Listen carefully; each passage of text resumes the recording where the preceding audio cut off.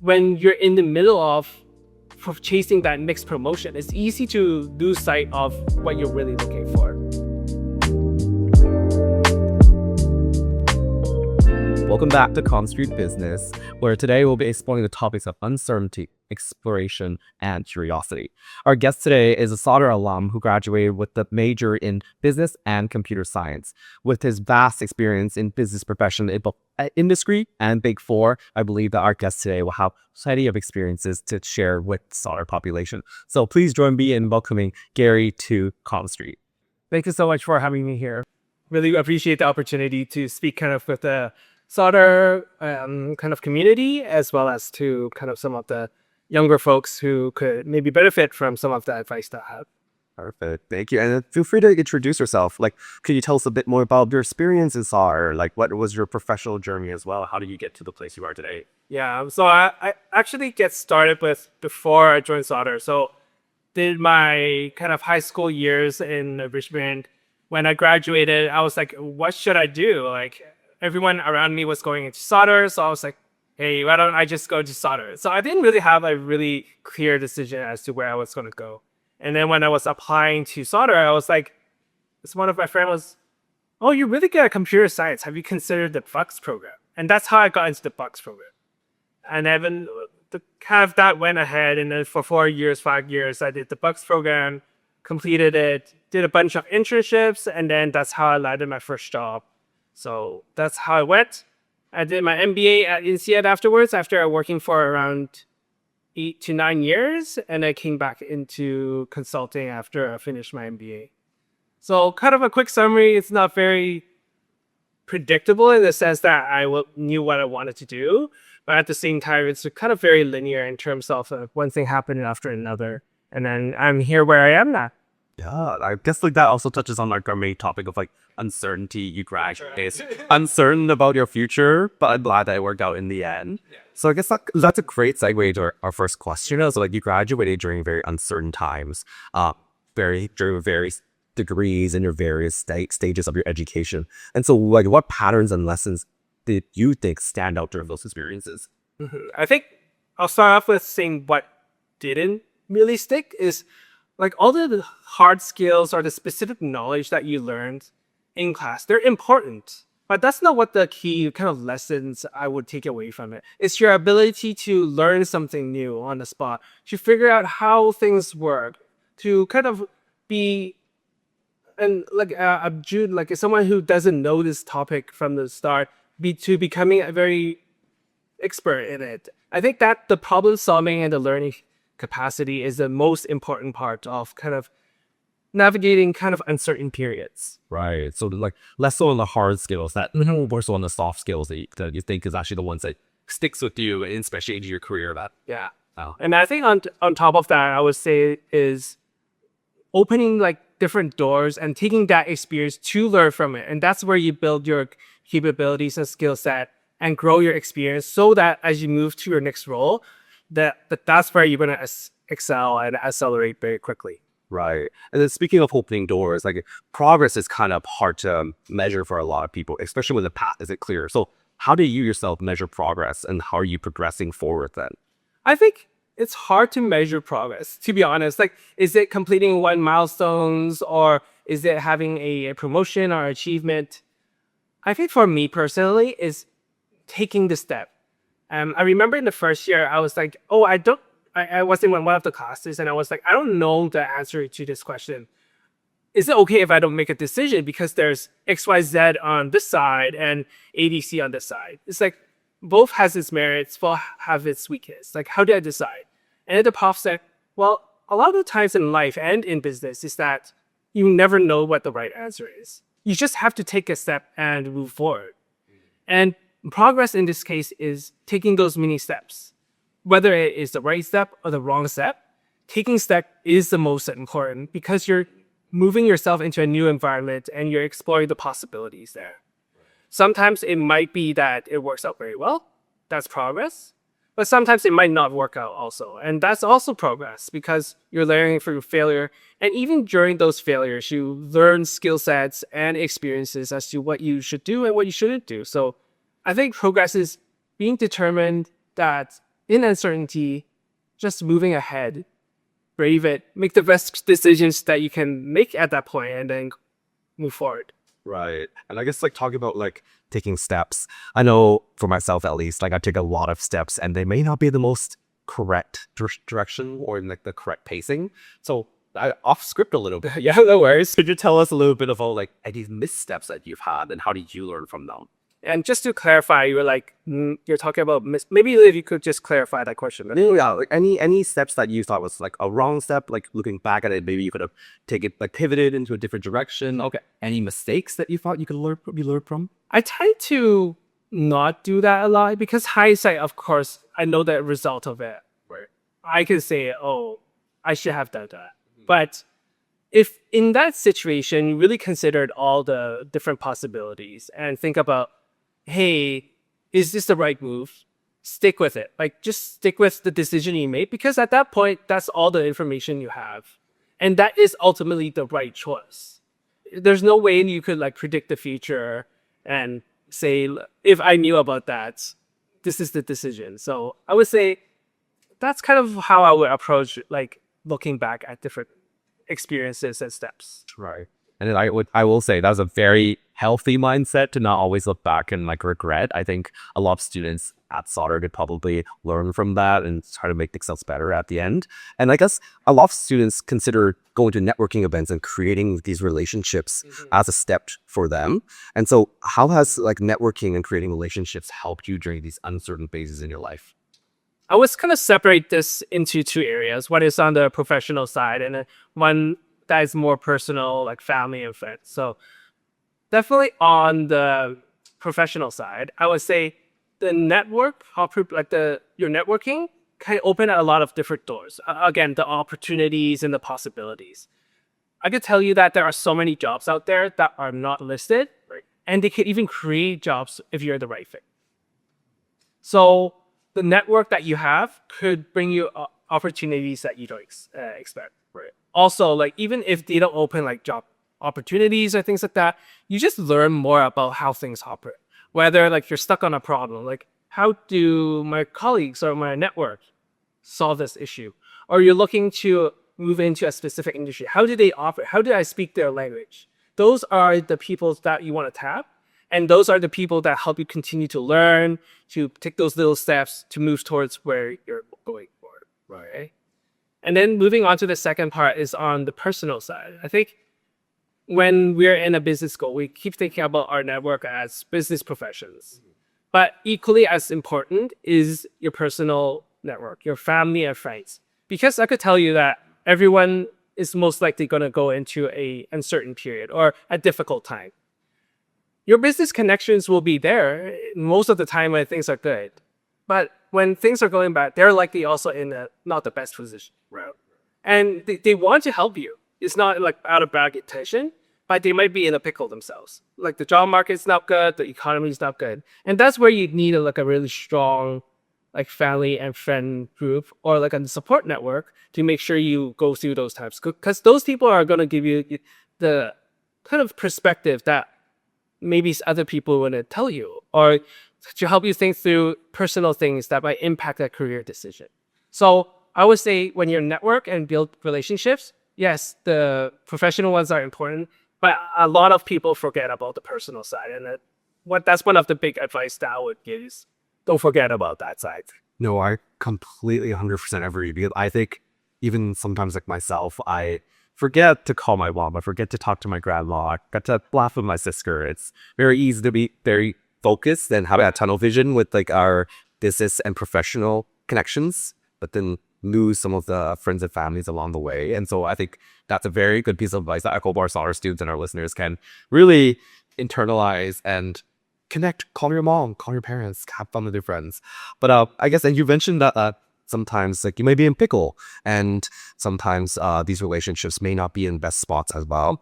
And so could you tell us about a moment that things that didn't go as planned and how did it shape your path? I know we touched on it earlier about missteps, but could you give us a specific example of something that didn't go planned? So I did my MBA during 2020 and we all know what happened in 2020. That was the COVID. Of course, going into MBA, you put a lot of money into it and you want kind of a output or like a job or a new opportunity out of it. And because of COVID, the job market was not doing well. Right. I was very lucky that I had a return offer. I could go back to my old company, Deloitte. And at that time, because I had a return offer, but at the same time, I didn't get the opportunity to kind of really explore. And I think the lesson that I learned from it was safety is good, but it also could be a bad thing. Right. Safety in that situation meant that I had a job. I didn't have to try really hard during the COVID job market to find income to get back to a safe place. But that safety also prevented me from trying new things somewhere. For example, like I was in consulting previously, and I've still been consulting in Vancouver. A lot of people use MBA to really jumpstart their next phase of their career, to jump into a new area or to jump into a different geography. Right. And that safety is a trade-off where like now that opportunity to explore, I might have been less risky in terms of that. So that's kind of the thing that I learned kind of in these difficult situations or things that didn't go to plan is you're always trading off something. If you're trading off safety, then you're trading off risk and reward, things like that. Right, that makes sense. And this is a point of personal curiosity. I know for us, when we were in like during COVID in high school, like a lot of us didn't have our cameras on. We didn't do a lot of the work. So how was it like during COVID for like MBAs? Did you still have to do those group assignments? Did you just have a lot of discussions still online? Yeah, so we definitely did a lot of these discussions online. And we had classes where people were encouraged to, or actually asked to do video cameras.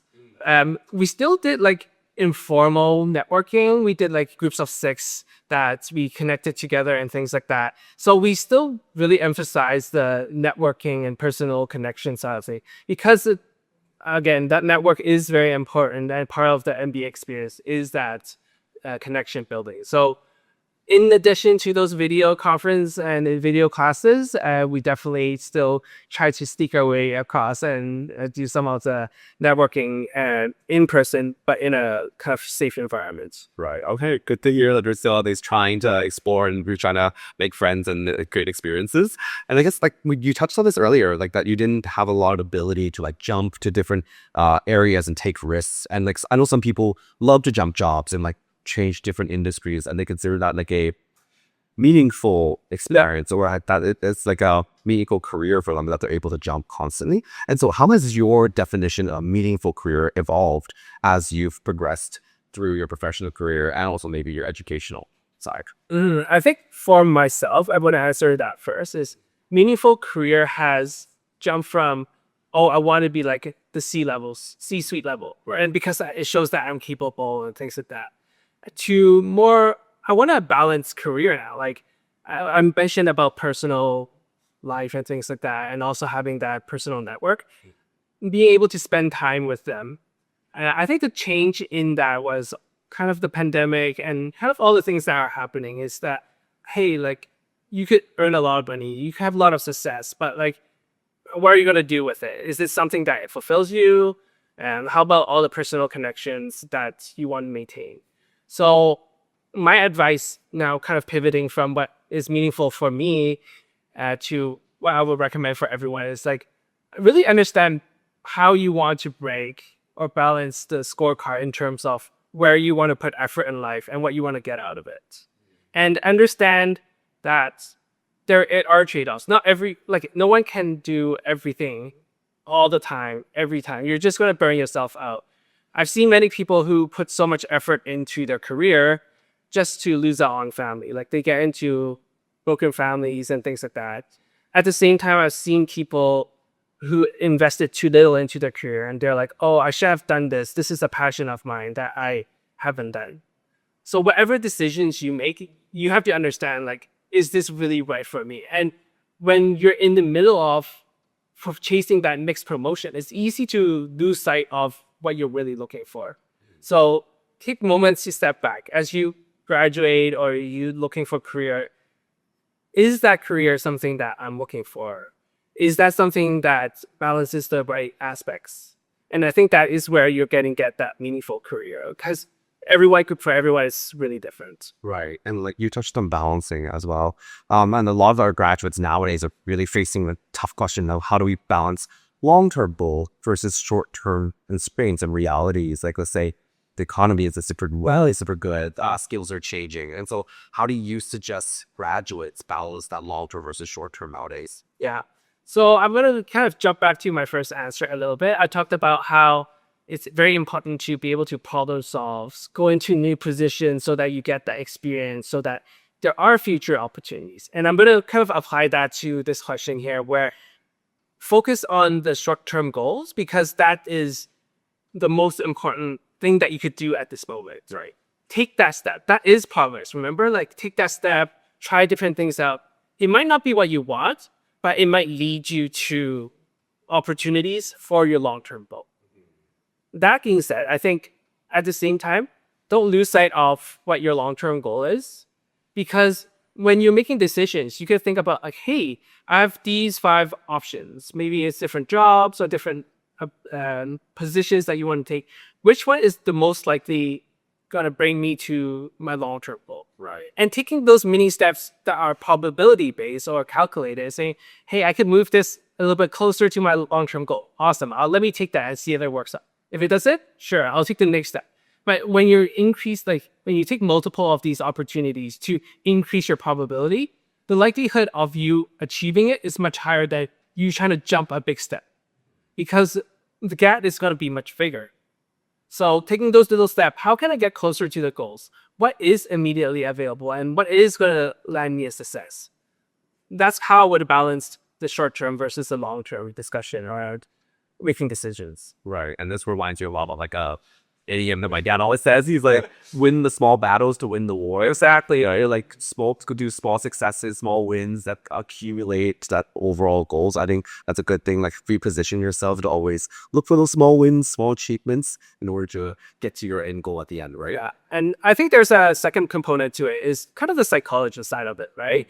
If you're always fixated on the long-term goal and that's what you want to do, anything outside of it is going to seem like a failure. Right. And when you have the mindset that, oh, I can't get what I want, it's going to bring your like mood down, your will to kind of fight for it down. But if you have these little small success and you see that progress, it's going to help you build your confidence. And confidence is a very important aspect of being in anything. The confidence is going to show through, and people are going to believe in you some more. And that's going to help you move forward in achieving your goals. Right. Okay. Perfect. And then now the next question, like you've worked in multiple industries. You've worked in big oil. You've worked in technology, consulting. So like, just curiosity, then what attracted you to these different industries? Like they're very different for some people. Yeah. For me, it was the opportunity to earn. Yeah. And I could say for sure, all the things I've learned in all those 3 kind of industry or career or jobs, I've used them in the last month. Oh, so for example, when I was working as oil, I was in the back office for tech support. Right. So I learned how ticketing system works. And just last week or the week before, I was working with a client on designing ITIL process, which is like do we commit tickets? How do we process support? Things like that. Right. Oh. And when I worked in tech at Amazon, I worked on like deployment of code. And that resulted in like how to do deployments, pipelines, so that we streamline deployment testing and things like that. And similarly, like last week, I used that skill. Again, it's the learning part of it that is important, that I will get out of all these experience. And if you were to ask me how I rank those 3 experiences, I would say they're quite equal. Like the ability to learn and try new things is the one thing that you'll get most out of these jobs. Right. Like as students are now going through recruiting, as of the time of recording, I think a lot of students forget that all jobs teach you something, even small ones within different industries, something that you may not be interested in. You're still able to learn something, and in the end of the day, you're probably going to be able to apply it to any job realistically. But I know you said that you love all 3 equally, and you learned all 3. If I do, so is there one that you would, if you have to absolutely choose one that you love the most? It's kind of really like I actually had to choose between it, because like I mean consulting, I know it very well. Like it's what I do on a day-to-day basis. So I do love it. But sometimes I do miss the joys of like tech, like being able to try very innovative things and being able to get my hands dirty on code and things like that. Whereas like and oil and gas, I get to see the direct impact of something physical, seeing like buildings and infrastructure being built. And that's also very satisfying. So I'm sorry I couldn't give you an answer, but I do think it really all three was like things that I really cherish, and I wouldn't. If I had to go back, which I said I'm not to do hindsight, I would still choose the same thing that I had. Right. You still go through the same path. Yeah, You feel proud of all three. That's yeah. okay, perfect. And then this one is really just to give advice to our students. If you could speak right now to a student who's really anxious about going into the workforce or anxious about like the ever-changing world, what would you say to the student? What's one piece of advice you would give them? I would say be anxious. Be anxious. Like I'm anxious myself. Like there's so much going on. There's so much change, so much uncertainty, and it's normal to be anxious. It means that you really care about it. Right. It helps you stay alert also. But at the same time, that anxiety, put it to good use. Make that as a propellant for yourself to take the next step. At the same time, make sure you do things that are within your control. Like could be anxious, but it's really out of your control sometimes. As long as you try really hard on the things that you can control, you've done all that you can. So being anxious is good. At the same time, I think the idea that things will go well. I think I mentioned to you. I think I talked about how there are so many technologies, so many disruptions back in the olden days, or even history. Like we talked about how internet is going to change aviation, like the aviation is going to die, how big data is going to solve all the problems for us and like identify cures for certain disease and things like that. There are aspects of all these disruptions that are true, but at the end of the day, humanity kind of continues on and life still continues. So there is that worry, but it's also, I feel most of the time, blown out of proportion. So healthy anxiety is good. Okay. Healthy anxiety might be a bit of a conflicting statement there, but I think if we're able to internalize it, it'd be good. So I guess I don't have to worry about my job getting. I'm okay. I got a job. I still could get a job out. Okay, good to know. And then this one's like our last question, but I think a lot of students are like they're always asked like where do you see yourself in 5 years? Where do you see yourself in 10 years? And I guess the final question is 5 years from now, what will today's graduates like think about that they shouldn't have stressed so much about like reflecting? It's like, oh, shouldn't have like been so anxious about this. What do you think that one thing is going to be for today's graduates? So me looking back, I remember I was anxious about scores, assignments, exams. And if you were to ask me right now what those exams and assignments were, I could tell you I don't remember what it was. And they really don't matter at the end of the day in the grand scheme of things. Like if you mess up an assignment or exam, it's totally fine. As long as you like continuously on a grand scheme of things, try your really best and things will turn out to what you wanted to.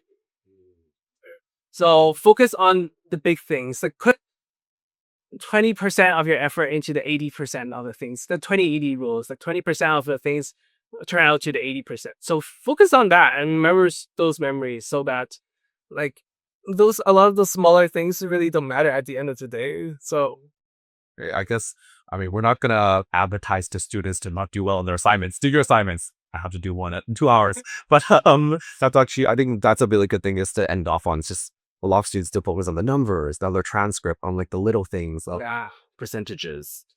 like going back, like we talk about like there's a lot of things outside of your control. Like you could try your hardest on an assignment and the marks might not reflect how hard you try.